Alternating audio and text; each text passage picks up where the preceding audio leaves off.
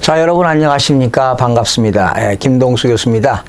오늘 또 이 시간에는 주택임대차 보호법 사례를 가지고 여러분 연구하는 시간을 갖도록 하겠습니다. 자, 오늘은요, 가압류 등기가 된 주택을 임차한 경우입니다. 가압류 등기가 된 주택을 임차한 경우에 대항력이 있느냐 없느냐. 자, 퀘스천을 제가 한번 읽어보겠습니다. 저는 가압류 등기가 된 집을 임차하여 입주한 후 주민등록증을 마쳤습니다. 그런데 그 후 가압류권자가 본안소송에서 승소 판결을 받아가지고 임대주택에 관한 강제경매를 신청하였습니다. 제가 그 강제경매 절차에서 임차주택을 매수한 사람에게 대항할 수 있는지요? 이런 질문인데요. 결론부터 말씀드리면 대항할 수 없습니다. 자, 그림을 살펴볼게요. 지금 가압류 등기가 된 주택을 임차했다 이런 얘기죠. 자, 누군가가 소유권 이전했습니다. 근데 이분은 지금 은행에 근저당권은 없고요. 누군가가 채권자가 이 갑이라는 사람의 재산에 대해서 가압류를 했습니다. 이 가압류는 이 갑이라는 사람에 대한 채권자가 채권을 회수하기 위해서 안전장치를 하기 위해서 지금 가압류한 거지요. 이제 이런 상태인데 만약에 이게 뭐 아파트가 이제 뭐 어느 금액이 가는 거고 만약에 가압류가 6천만 원이 되었다고 가정해 봅시다. 그런데 이 아파트가 뭐 1억 이상이 되고 뭐 1억 5천, 2억이 된다면 가압류가 6천만 원이니까 세입자가 들어갈 수 있겠죠. 그래서 여기서 임차인이 들어왔습니다. 임차인. 사실은 말소기준 권리가 가압류잖아요. 그러면 이 임차인은 사실은 후순위 임차인입니다. 후순위 임차인. 그러면 이게 만약에 임차인이 보증금이 4천만 원이라고 한번 가정해 보자고요. 그런데 이 가압류권자가 사실은 이런 가압류가 된 부동산에 대해서 임대차 계약하는 것은 불합리한 겁니다.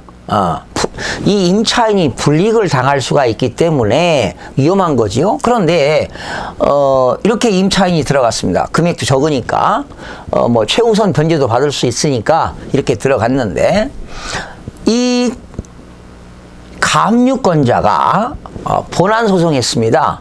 법원에다가 지방법원에다가 본안 소송을 해서 승소 판결을 받았습니다. 그런 판결문을 가지고 이 사람이 강제경매를 신청했습니다. 강제경매를 신청해서 이게 경매가 나온 거예요. 그걸 누가 을이라는 사람이 낙찰을 받았죠. 그래서 소유권 이전이 됐습니다. 매각이 돼가지고 매각이 돼서 소유자가 바뀌었어요. 갑에서 을로 바뀌었습니다. 그러면 이때 임차인은 을이라는 소유권 이전받은 을에게 대항할 수가 없습니다. 후순위 임차인이니까요.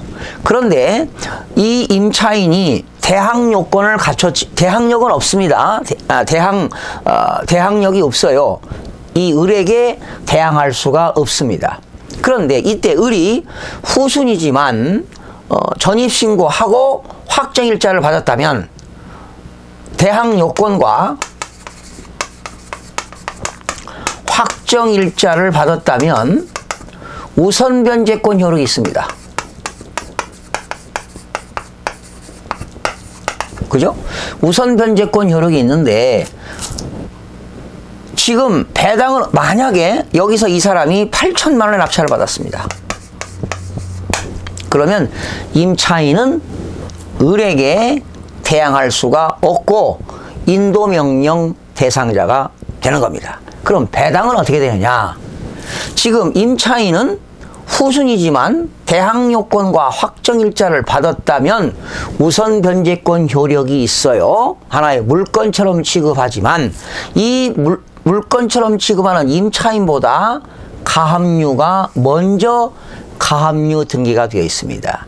이때 가압류는 채권이라고 하지만 채권이라고 하지만은 배당은 어떻게 되느냐? 이거는 평균 배당이 됩니다. 평균 배당. 그러니까 물건보다 빠른 가압류가 있다면 채권은 채권인데 먼저 배당을 받아가는 것이 아니라 가압류권자인 채권자와 뒤에 있는 후순위 임차인은 대항 우선 변제권이 있기 때문에 안분 배당을 받아간다. 이것이 평등 배당이다 이렇게 보는 겁니다. 평등 배당. 그러니까 임차인이 확정 일자를 갖췄다면은 채권액에 비례해서 얘는 가압류는 6천만 원 받을 채권이 있고 임차인은 4천만 원 받을 채권이 있습니다. 그러면 평등 배당입니다. 평등 배당. 평등하게 배당을 받아간다. 이제 안분 배당이 되겠는데요. 그러면 이때 가압류권자는 얼마를 받아가느냐? 받을 돈이 얼마입니까? 6천이죠. 그런데 낙찰된 건 8천이니까 8천만 원 가지고 배당을 한다면 8천만 원 곱하기 채권이 얼마입니까? 가압류 채권은 6천이고 임차인은 4천이니까 합쳐보세요. 1억이죠? 1억 분의 6천입니다. 그럼 60%니까 얼마? 4,800만 원 배당을 받아갑니다. 4,800만 원.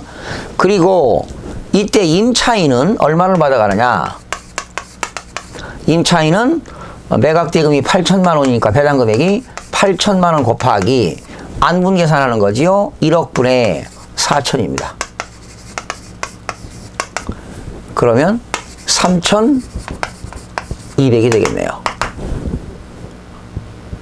그렇죠? 그래서 가압류권자는 4,800만 원이 되겠고요. 4,800만 원. 그리고 임차인은 3,200만 원을 받게 된다. 이렇게 되는 겁니다. 그래서 다시 한번 정리합니다. 가압류 등기가 된 주택을 임차할 때는 그 후순위 임차인은 대항력이 없습니다.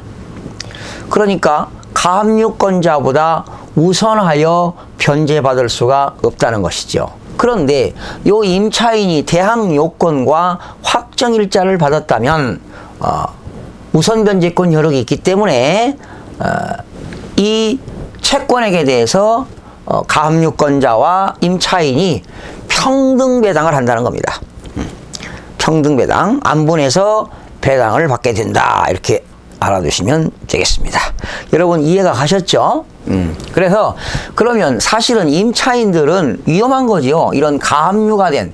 그런데 이런 경우가 있어요. 이 소유자가 임대차 계약할 때 이거 가압류 압류된 건데 금액이 얼마 안 되니까 이거 말소할 거니까 걱정하지 말고 임대차 계약을 이렇게 체결하는 경우가 있습니다.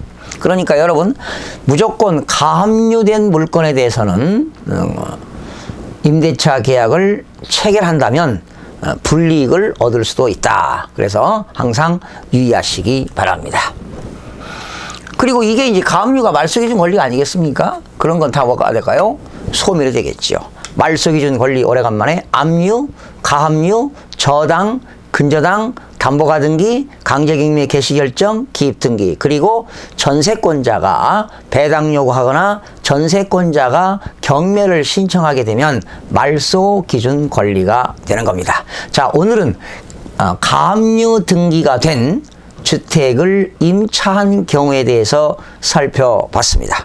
여러분 다음 시간에는 가등기, 가처분이 있는 물건에 대해서 연구하는 시간을 갖도록 하겠습니다. 여러분 대단히 고맙습니다.